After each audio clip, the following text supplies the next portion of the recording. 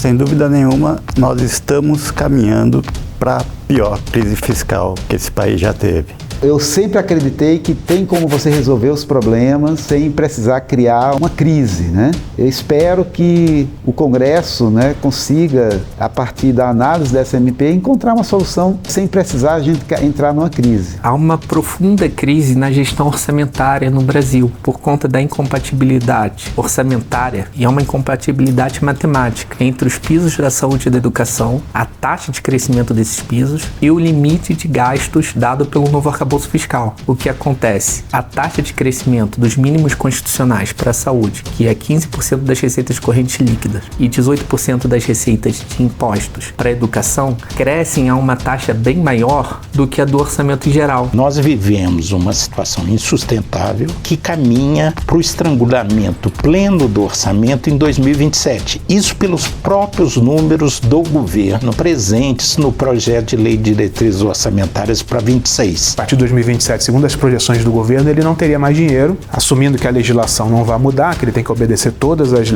legislações que determinam gasto, receita, etc. Em 2027, o governo não teria mais dinheiro para o seu custeio mais básico. A gente chama essa situação de shutdown, quando a máquina pública entra em colapso por falta de recurso financeiro. Em 2009, a revista inglesa The Economist, referência de investidores por todo o planeta, se rendeu ao charme tropical. Cristo Redentor decolava como um foguete. Era o Brasil em sua fase de voo elegante, promissor, a nova estrela da economia global. Mas, em 2013, a mesma revista trocou o otimismo pelo realismo britânico. O Cristo agora caía dos céus com a mesma velocidade com que a confiança evaporava. O título foi direto. O Brasil estragou tudo. Sem drama, apenas constatação. Em 2016, mais um retrato. O Cristo permanecia de pé, mas segurava uma placa modesta. SOS, um símbolo nacional pedindo socorro, com compostura.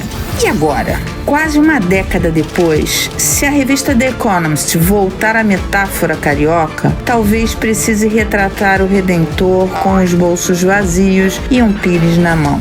Este documentário é um convite para entender como fomos do foguete ao pedido de vaquinha do ministro Haddad com o pires na mão. E por que, quando se fala de orçamento público no Brasil, sempre tem um Cristo pagando a conta. Vamos entender como o país chegou ao ponto em que nem o milagre esperado, nem o ajuste prometido vieram. E o que ainda pode ser feito, antes que a próxima capa seja uma lápide.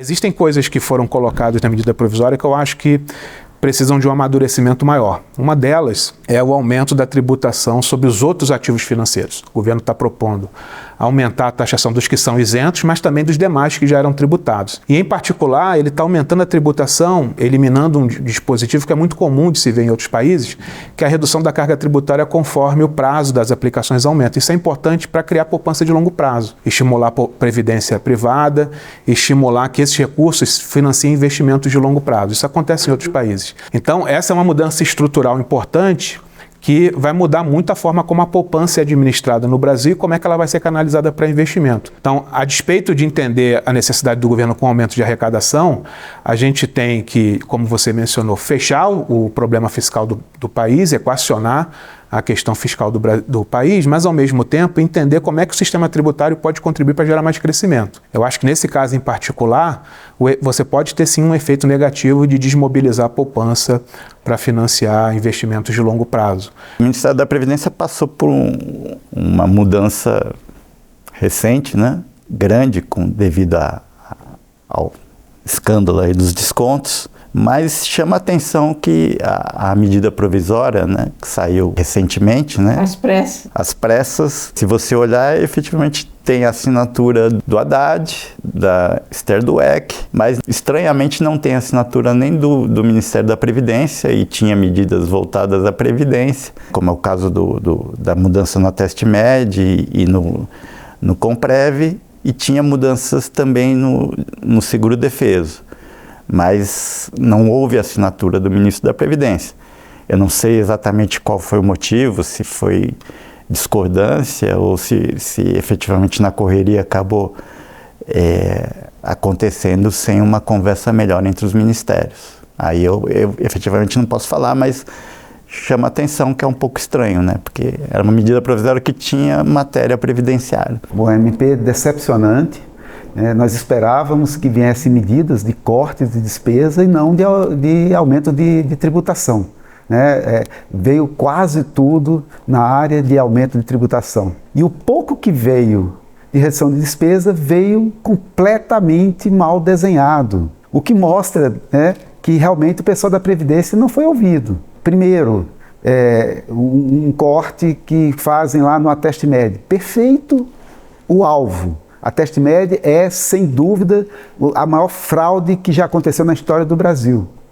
É um desperdício de 13 bilhões de reais por ano.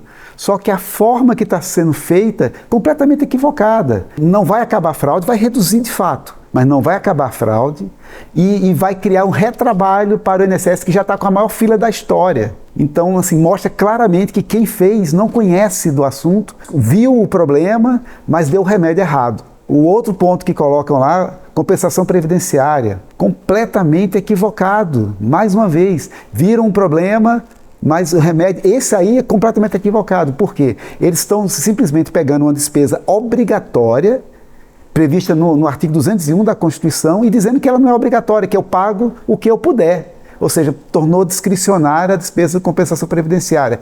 É óbvio que os estados e municípios que vão perder receita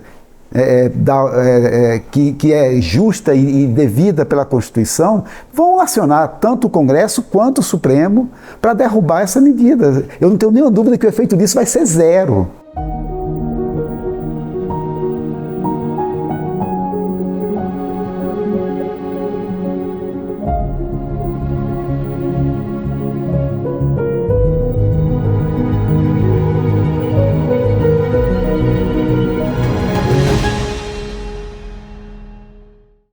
Nós temos um problema no Brasil que é de incompatibilidade entre regras fiscais que não se resolve pelo lado do aumento da carga tributária, do aumento das receitas.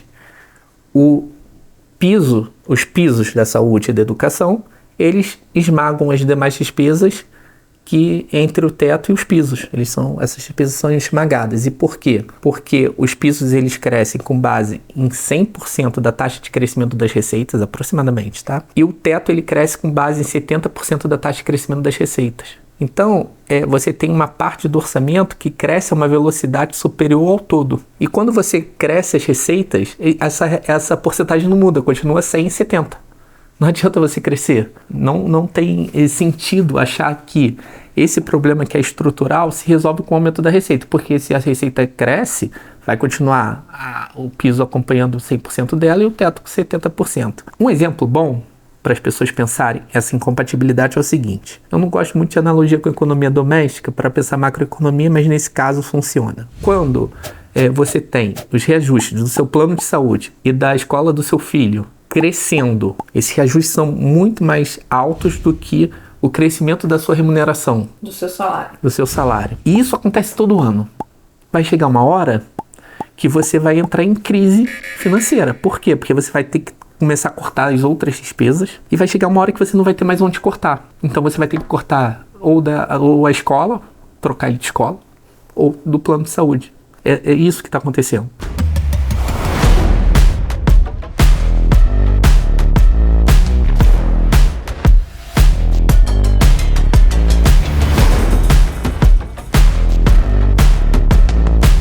PERSE, o Programa de Apoio ao Setor de Eventos, foi criado na época da pandemia porque esse setor de serviços ele ia retrair muito, em função da queda da demanda. As pessoas não podiam sair de casa, então você não tinha essa demanda por eventos, determinados tipos de serviços correlacionados a isso. E depois da pandemia, o que justificava esse programa deixou de ser justificado, e ainda assim o Congresso manteve. Recentemente, o Ministério da Fazenda fez algumas pesquisas adicionais e mostrou que concluiu que o custo fiscal do PERSE é muito maior do que ele achava que acontecia, em função dele ter se dado conta de que vários setores, várias empresas não diretamente ligadas ao setor de evento conseguiam se beneficiar das isenções fiscais que o programa fornecia. Tem um caso muito emblemático, dizem que é o da iFood, né? O iFood está listado lá como beneficiário do PERSE, e na verdade é uma empresa que se beneficiou da pandemia, porque a demanda por serviços digitais aumentou muito durante a pandemia.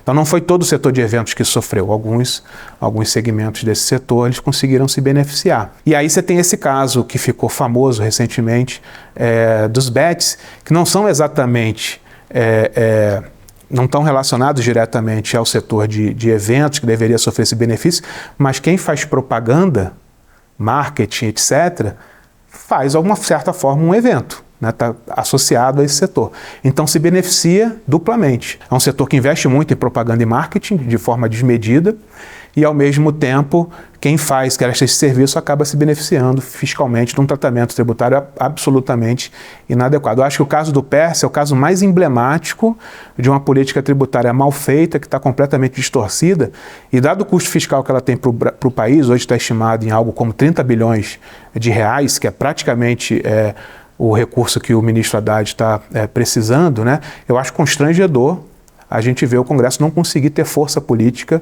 para eliminar um programa como esse. A gente cria benefícios novos, tratamentos diferenciados novos, sem jamais rever os antigos. Então vai tendo uma camada aí de tratamentos diferenciados que é absolutamente inadequado do ponto de vista da política pública.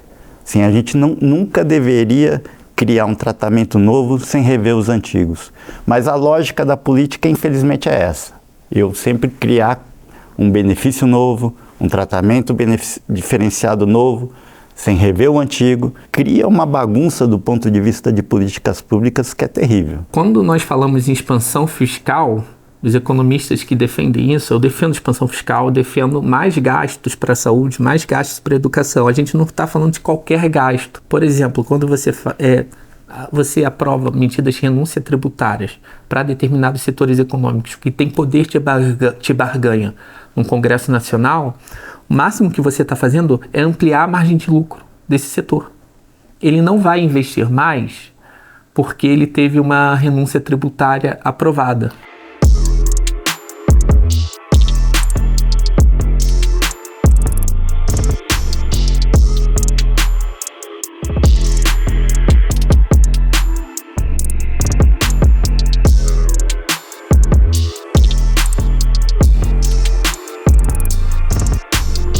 Quando a gente pensa essa discussão fiscal no plano político, as pessoas assumem posições normalmente mais extremas. Então você tem o bloco que defende o gasto público, você tem o pessoal que defende uma redução da carga tributária. Aí você tem uma polarização muito grande. Dificilmente a gente vai conseguir fugir muito de uma discussão que envolva o mérito das questões. Até que ponto o gasto com previdência no Brasil, que é alto, não pode ser ajustado a partir de uma melhor racionalização do sistema previdenciário, dos incentivos. Eu acho que esse debate é importante. A gente tem que lembrar que a gente é um país que está passando por um processo de envelhecimento, então a conta da Previdência hoje, que é alta, vai ficar mais alta ainda no futuro. Por outro lado, na discussão da Previdência, a gente também tem vários exemplos de subfinanciamento, de baixa densidade contributiva de várias categorias que se beneficiam do sistema previdenciário. Não tem como, do ponto de vista técnico, separar muito as duas discussões, porque elas são importantes. Então, no caso do imposto de renda, de fato, a gente tem um problema com essa proposta da isenção de R$5 mil, porque R$5 mil no Brasil envolve uma parcela muito grande da população. O rendimento médio gira em torno de R$2.000 e poucos, né? Então nós estamos falando de 2 vezes o rendimento médio. Essa faixa de isenção, quando a gente compara internacionalmente, ela fica muito alta. Normalmente você isenta o rendimento médio, não 2 vezes o rendimento médio. Se a questão é como é que uma pessoa que ganha R$4.000, R$5.000 pagaria imposto de renda. As pessoas nos países da OCDE são mais ricas. Elas têm uma capacidade de pagar imposto de renda diferente, porque o salário mínimo lá, o salário médio é maior. A questão aqui, eu acho que é você respeitar a capacidade econômica do contribuinte. Se uma pessoa que tem renda de R$5 mil e tem 2 dependentes, ela tem uma capacidade econômica diferente de uma pessoa que tem R$5 mil de renda e não tem nenhum dependente. Né? Então, o sistema de imposto de renda no mundo inteiro, ele tenta se adequar minimamente ao custo familiar. faz com que você trate de forma diferente os contribuintes que têm capacidade econômica diferente. Aqui no Brasil, a gente normalmente tenta resolver esse problema isentando todo mundo de forma linear, que é o que acontece com essa proposta. E acaba que isso se torna muito caro, porque essa isenção é muito cara. O governo brasileiro está abdicando de uma receita bastante significativa. Agora, dentro da reforma do imposto de renda que o governo propôs, eu sou muito otimista com a ideia do imposto mínimo, porque esse é um outro problema que a gente tem também, que envolve o fato de que o imposto de renda no topo da distribuição de renda brasileira ele é extremamente regressivo. O que significa dizer que quem é muito rico no Brasil paga muito pouco imposto. A classe média no Brasil paga muito mais imposto de renda proporcionalmente do que quem é rico. Isso decorre do fato de que várias fontes de renda desse grupo são subtributadas. Rendas como dividendo, as LCAs e LCIs que eu acabei de mencionar aqui, que estão sendo, na proposta do governo, vão voltar a ser tributadas. Então, o que o governo está propondo é o seguinte: olha, não me interessa muito qual tipo de renda que você tem, mas se você, no final das contas, estiver pagando pouco imposto, você vai ter um imposto mínimo para contribuir com a sociedade brasileira. Eu acho essa proposta bastante interessante e acho que vai resolver muito o problema da regressividade no topo da renda. Na atual situação fiscal vai ser difícil conseguir compensar essa nova isenção, e também chama atenção que não é uma isenção que exatamente vá para os mais pobres. Pobre no Brasil não está no mercado formal de trabalho, pobre está no mercado informal. Isenção até 5 mil, eu pego uma parcela muito grande do mercado formal de trabalho. Então, claramente, é uma medida muito mais voltada à classe média do que efetivamente aos mais pobres. Acho que vai ser muito difícil, na atual conjuntura fiscal, se encontrar uma compensação, e uma compensação que efetivamente signifique melhorar a distribuição de renda. Tomara que o governo consiga, mas tem que ser compensado com gente que ganha mais do que 5 mil. Porque senão eu vou estar piorando a distribuição de renda. É claro que essa é a proposta do governo, é nesse sentido, mas a gente sabe que tem toda a negociação no Congresso. Então, tomara que não ocorra um desvirtuamento disso, mas efetivamente não é algo voltado aos mais pobres, e é algo que só complica ainda mais o quadro fiscal já grave que nós temos. Ela foi encaminhada exatamente para financiar a isenção fiscal dos 5 mil reais. Então o governo propôs, de um lado, a isenção para quem tem renda até 5 mil reais. Essa isenção vai custar algo como 25 bilhões, né? E para pagar esses 25 bilhões, ele está propondo a aplicação desse imposto mínimo sobre as altas rendas. Na prática, o imposto mínimo vai pegar quem ganha mais de R$1 milhão no Brasil. Tá? Aí, para quem ganha mais de R$1 milhão, você tem um impostozinho menor, mínimo, né? Sobre a qual essa renda vai ter que incidir. No caso do imposto de renda, nós não temos ainda a menor clareza de qual vai ser o nível de compensação a essa isenção, que é estimada alguma coisa em torno de 20 bilhões. E há no projeto de reforma do imposto de renda medidas compensatórias. A ideia é que esse projeto seja neutro do ponto de vista fiscal, ou seja, você vai desonerar quem ganha até 5 mil reais e, de certa forma, de 5 mil a 7 mil reais por mês, e os que ganham as fatias, as faixas de maior renda, vão compensar isso com uma tributação maior. Mas é preciso, há muitos questionamentos e está muito pouco claro qual vai ser o caminho adotado pelo Congresso Nacional. Um dos pilares mais importantes das contas públicas brasileiras está ruindo: a Previdência Social. É um problema duplo, estrutural e de má gestão. Vamos ao primeiro. O gráfico mostra a explosão dos gastos com benefícios previdenciários no Brasil nas últimas 2 décadas. Ajustados pela inflação, esses gastos mais que triplicaram, saltaram de cerca de 271 bilhões de reais em 2000 para mais de 1 trilhão em 2024.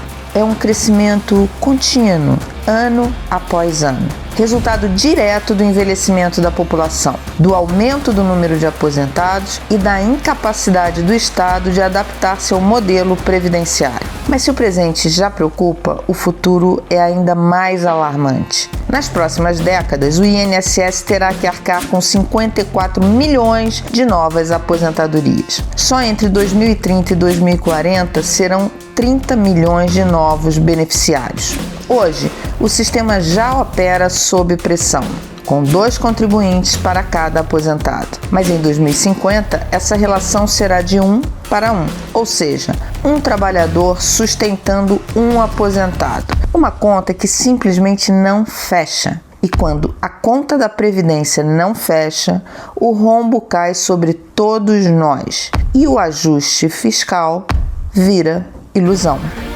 E se o problema estrutural da Previdência já é grave, a má gestão transforma a crise em tragédia. Bilhões de reais escorrem todo ano pelo ralo da Previdência com fraudes, pagamentos indevidos, cadastros irregulares e falta de fiscalização.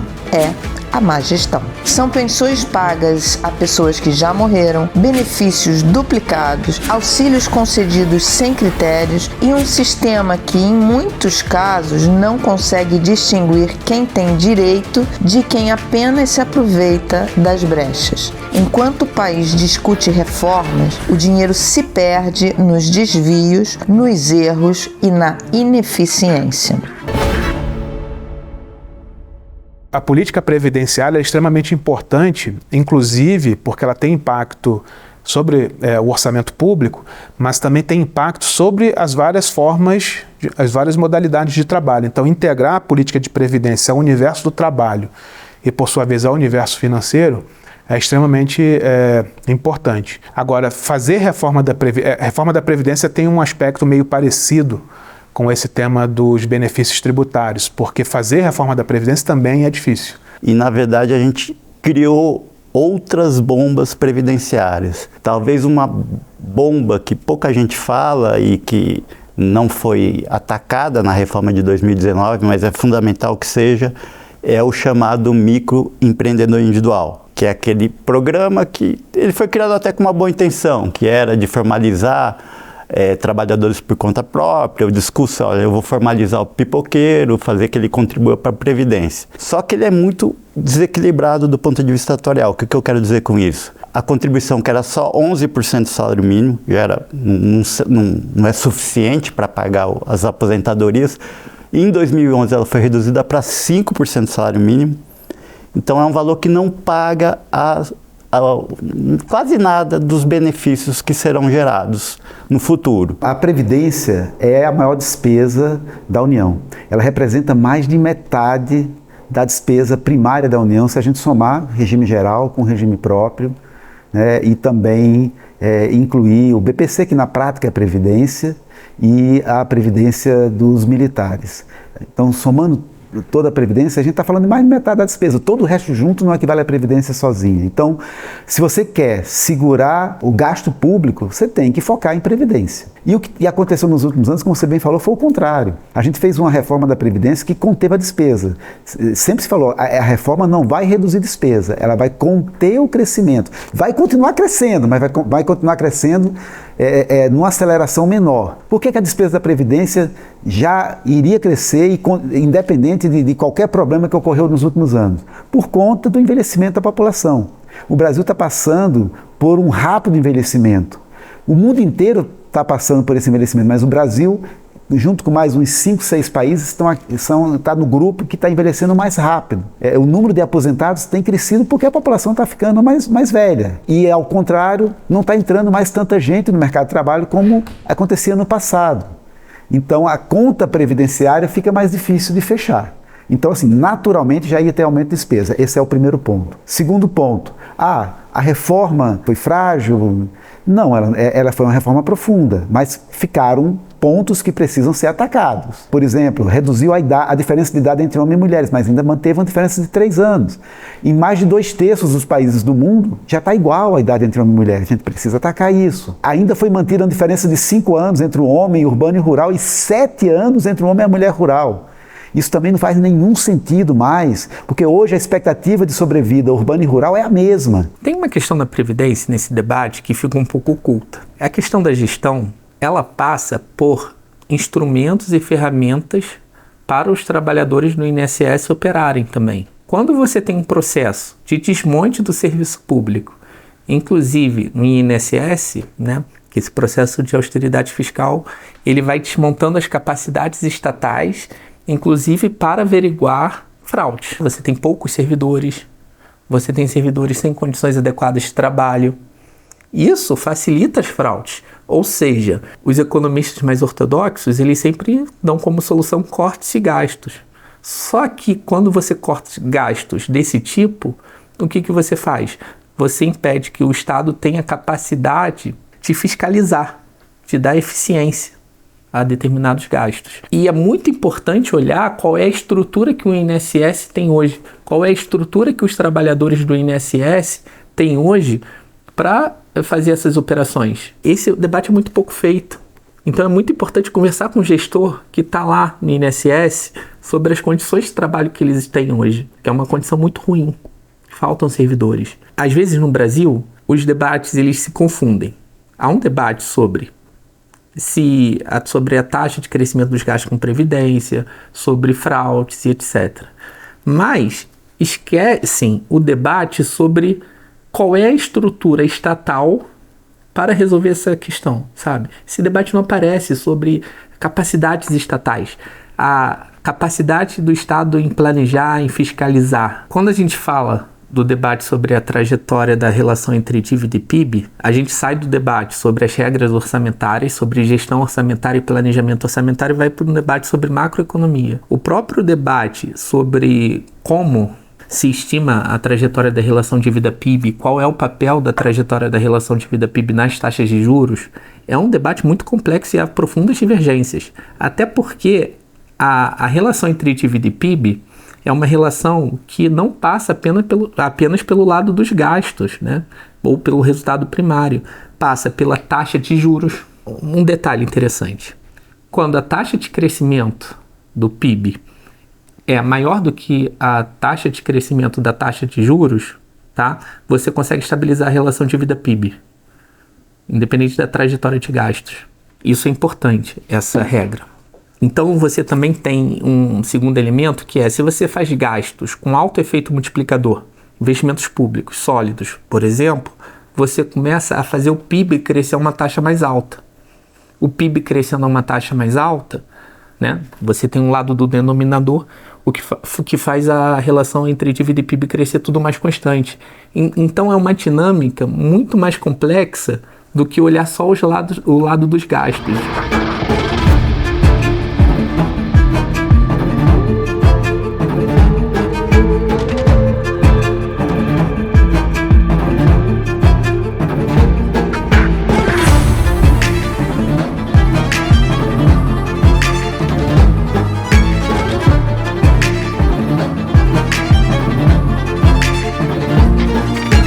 Levando em consideração o juro médio implícito na dívida, no serviço da dívida de 5% e um crescimento médio de 2,2%, você teria que produzir um superávit primário de 2,1%. A partir de quando? Todo ano, a partir do mais cedo possível. Não é impossível você alcançar, porque o governo está dando sangue, suando a camisa, fazendo das tripas coração para zerar o déficit. E não consegue, vai fechar... E zerar o déficit não resolve o problema? De jeito nenhum, isso que eu estou tentando situar. Quer dizer, uma coisa é você estancar a perspectiva de um estrangulamento administrativo da máquina governamental no curto prazo. Mas isso é muito pouco numa perspectiva de médio e longo prazo. Você tem que lidar com o problema de curto prazo, evitar esse estrangulamento que está anunciado para 2027, passando por um 2026 muito difícil, mas você tem outros objetivos. Primeiro, estancar a dívida, gerando superávit e o ambiente necessário para os juros serem menores. Em segundo lugar, recuperar a capacidade de investimento. O outro aspecto que é importante da discussão fiscal é a discussão dos juros. né? Se o Brasil está 3 anos com um déficit nominal, que é a soma do déficit primário mais os juros, a gente está rodando déficits nominais em patamares de crises. A gente está com quase 9% do PIB de déficit nominal, isso decorre praticamente de conta de juros. A conta de juros no Brasil é muito salgada e contribui bastante para o aumento da dívida pública, o que faz com que o governo tenha que poupar um pouco mais, né, para poder equilibrar essa conta de juros. Esse debate está passando ao largo de toda essa discussão. Os juros reais, a diferença entre a taxa Selic e a inflação medida pelo IPCA, contam uma história silenciosa, mas poderosa, sobre o custo do dinheiro no Brasil. Este gráfico mostra essa variação ao longo dos últimos 24 anos. Logo no início dos anos 2000, os juros reais chegaram a picos superiores a 12% ao ano. Era caro tomar dinheiro emprestado e vantajoso para quem podia aplicar. Esse cenário mudou um pouco com a queda gradual da Selic, aliada a oscilações na inflação. Entre 2012 e 2019, os juros reais oscilaram em patamares mais baixos, ainda assim altos, refletindo uma tentativa de estímulo à economia. Mas a mudança mais drástica aparece a partir de 2020. Em meio à pandemia, o Brasil viveu um período inédito de juros reais negativos. A inflação disparou, enquanto a taxa básica de juros demorou a reagir. A partir de 2022, a curva se inverte. Os juros reais disparam com o ciclo de alta da Selic, chegando novamente a patamares elevados, um dos mais altos do mundo. E é nesse ponto que estamos agora. Os juros reais seguem altos, pressionando o crédito, freando o consumo e aumentando o custo da dívida pública. Esse gráfico é um retrato do sobe e desce de um dos pilares mais sensíveis da economia brasileira, que impacta o investimento, o emprego, o crescimento e o seu bolso. Em geral, as pessoas reclamam bastante da conta de juros, porque ela é salgada realmente, mas o governo nunca atacou sistematicamente essa conta de maneira profissional, digamos assim, né? Você nunca traçou uma estratégia para reduzir ela. De fato, você tem esse efeito. Na medida em que você tenha notícias fiscais positivas, o investidor tende a enxergar um risco menor e cobrar um juros menor. Mas ainda assim, o nosso juros real é alto. Sempre foi alto, mesmo em períodos em que o investidor acreditava nisso, mesmo em períodos em que a dívida pública caía, a gente passou os anos de 2000 todo com a dívida pública em queda. A dívida começa a cair em 2003, ela volta a subir em 2014. Durante todo esse período, os juros ficou muito alto. Não tem uma bala de prata, é um conjunto de medidas que tem que ser tomadas, tem que reduzir as despesas tributárias, os incentivos, tem que mexer com a Previdência, tem que fazer a reforma administrativa, tem que flexibilizar o orçamento, acabar com as indexações e vinculações. Você tem que dar uma virada global. Shutdown não é só a paralisação do governo, é o momento em que o Estado some. Hospitais deixam de atender, escolas fecham, luzes se apagam nos serviços públicos e no escuro alguém sempre aparece. O crime organizado preenche o vazio, distribui comida onde o governo falha, impõe regras onde a lei não chega, com fuzis vira autoridade, com medo conquista território. Cada shutdown é um passo a mais rumo ao colapso. E acredite, estamos mais perto do que parece, porque quando o Estado se ausenta, o crime não pede licença, ele entra e fica. Shutdown é uma situação em que o governo não tem mais recursos básicos para custear o que a gente chama de despesa discricionária. São as despesas do dia a dia do governo. Então significa na prática uma pessoa que precisar de um atendimento a uma agência do INSS não vai conseguir ser atendida, porque a agência vai estar fechada. Não vai ter computador para funcionar, não tem energia no prédio, não tem água, não tem... O exemplo mais emblemático que eu já ouvi é dos presídios federais. No final das contas, você não consegue pagar a alimentação de presidiários, uma coisa absurda. Um exemplo clássico disso são as universidades. Quando há o contingenciamento nas universidades, o que começa a acontecer? As empresas terceirizadas, elas param de receber param de pagar o trabalhador, que é o trabalhador mais precarizado ali da universidade. Isso já está acontecendo? Isso acontece quando você tem esses contingenciamentos que tornam a capacidade de previsão do gestor muito limitada. Então são contingenciamentos, seja por conta do crescimento dos pisos frente ao teto, seja contingenciamentos por frustração nas receitas esperadas. Então há um conjunto de regras fiscais no Brasil que são incompatíveis entre si e que causam uma total imprevisibilidade para a gestão. Então você começa a ter problemas para manter a máquina pública funcionando, manter o pagamento das empresas terceirizadas. Você tem um problema nas universidades hoje que você não tem dinheiro para fazer reformas necessárias para não acontecer que nem aconteceu na UFRJ recentemente, que caiu um teto, né, na cabeça das pessoas. Então você não consegue fazer manutenção básica mais. É uma situação muito grave. Eu nunca gostei dessa tese do tratamento de choque. Eu já ouvi ela várias vezes e, normalmente, quando as pessoas estão na iminência de aplicar esse tratamento, elas acabam recuando com medo das consequências, mas também não resolvem o problema fiscal. Fazem um puxadinho ali para empurrar esse problema mais um ano para frente. Eu acho que, na verdade, a tese de aplicar um shutdown para ver se todo mundo aprende é uma falência das instituições fiscais do país e das instituições políticas. Porque o que você espera dos parlamentares é que eles decidam quais são as prioridades do país, como é que eles vão conduzir esse processo de ajuste. O que a gente vê, na verdade, são muitas bravatas, né? Parlamentares falando, vou cortar o gasto, ninguém mais suporta nenhum imposto. E o que a gente vê na realidade é que tem gasto, sim, que precisa ser cortado, tem reforma que precisa ser feita, mas quando chega no Congresso, esses mesmos parlamentares que defendem o corte de gastos não conseguem apoiar uma medida que faça uma reforma estrutural nos gastos do país. O Brasil tem um problema que muitas vezes a gente precisa de uma crise grave para enfrentar os nossos problemas. Enquanto não tiver uma crise, você não enfrenta. É claro que assim, eu acho que você tem que evitar uma situação de shutdown. Não acho que é bom para o país se a máquina pública parar de funcionar. Pararia de funcionar, por exemplo, o atendimento público de saúde? Sim. Polícia? Afeta tudo, né? Vamos evitar o shutdown, vamos evitar uma crise fiscal mais grave.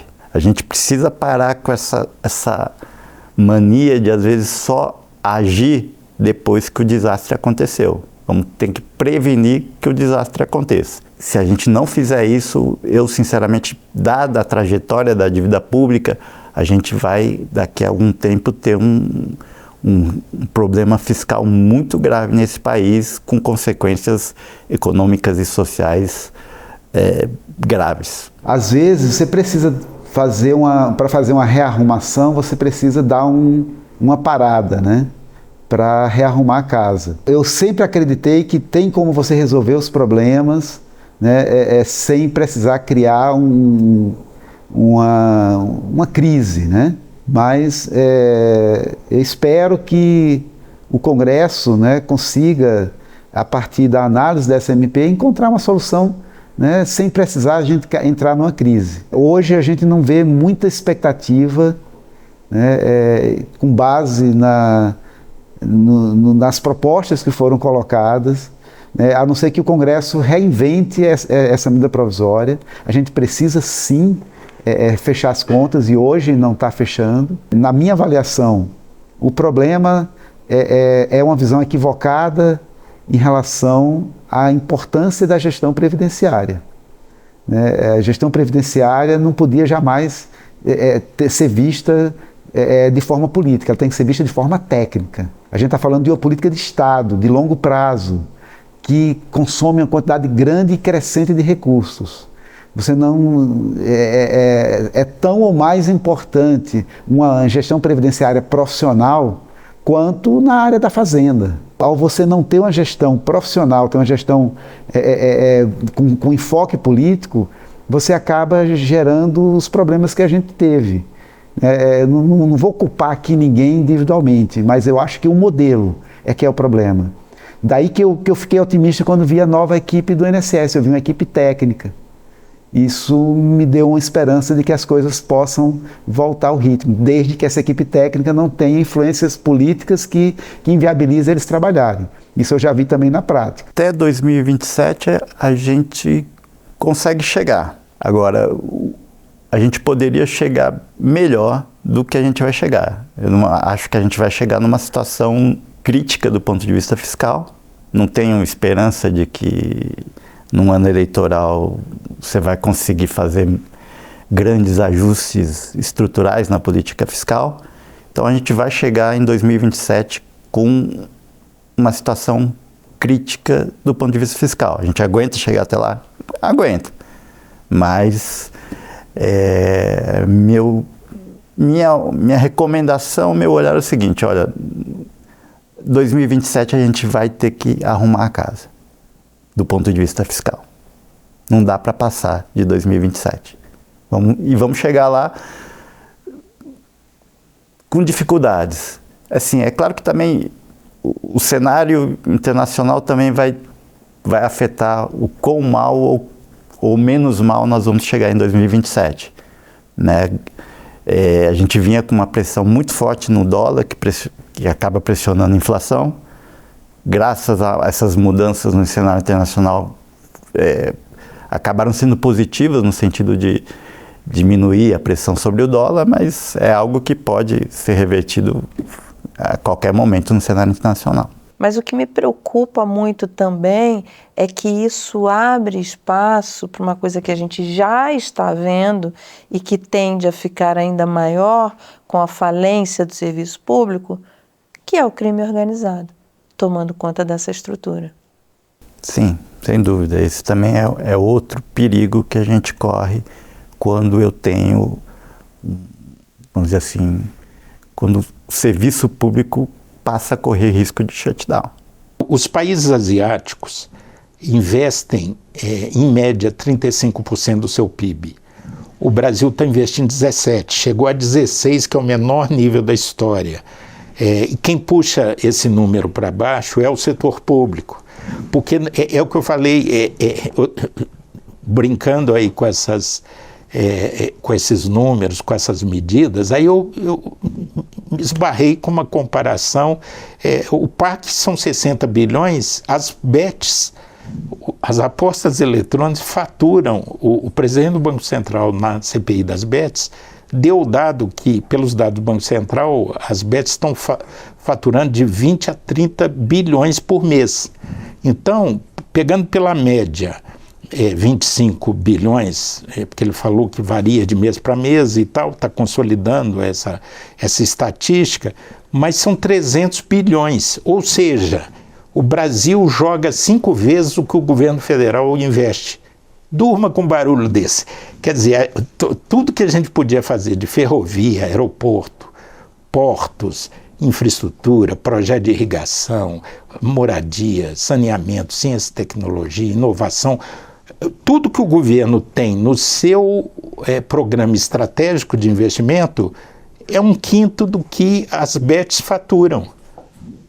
Como que alguma coisa está errada nesse país? O Estado moderno ele foi criado exatamente para substituir essas formas de controle territorial, de controle de poder que a sociedade muitas vezes se organiza quando na ausência do Estado democrático de direito, né? Então, toda vez que o Estado faz mal esse papel de organização da sociedade, ele acaba abrindo espaço para a criação dessas estruturas de poder. Muitas delas hoje em dia estão se infiltrando, inclusive, dentro das próprias instituições de governo, né? Contaminando bastante as decisões políticas do país. Então, qualquer movimento de enfraquecimento do Estado reforça ainda mais essa tendência. Uma situação de shutdown pode abrir espaço para esses setores continuarem ampliando o seu poder na economia brasileira, sua atuação na economia brasileira, e influenciando ainda mais as instituições políticas. Esse enfraquecimento do governo, é na verdade um enfraquecimento da sociedade. Se a gente pode discutir se o governo deve ser mais liberal ou mais intervencionista, mas mesmo nos exemplos bem-sucedidos de governos mais liberais, o Estado é sempre forte. O melhor exemplo é o Estado norte-americano. Lá você tem leis que determinam como é que a sociedade tem que se organizar, essas leis são cumpridas, as pessoas se organizam, o Estado gasta dentro daquele conceito de sociedade o que ele tem que gastar. Se você não pagar o imposto, você sofre as penalidades previstas em lei. No limite pode até ser preso. Então, assim, o fato do Estado gastar muito, arrecadar muito ou pouco, né, não impede ou não é sinônimo de que o Estado tem que ser fraco, porque toda vez que o Estado é fraco, ele desorganiza a sociedade. Eu acho que a gente tem que defender sempre um Estado forte, eficiente, produtivo e que seja capaz de organizar as relações sociais do país. Os números estão aí. A realidade foi escancarada. Não se trata mais de um alerta, é um chamado urgente. A trajetória dos gastos públicos, o rombo da Previdência, os privilégios mantidos à custa da maioria, tudo isso aponta para um colapso anunciado. Ou a sociedade entende a gravidade do que está em jogo e pressiona o governo e o Congresso a enfrentarem esse problema com responsabilidade, sem discursos fáceis, sem soluções mágicas, ou, muito em breve, o que hoje é uma crise fiscal vai transbordar e se transformar numa crise social sem precedentes.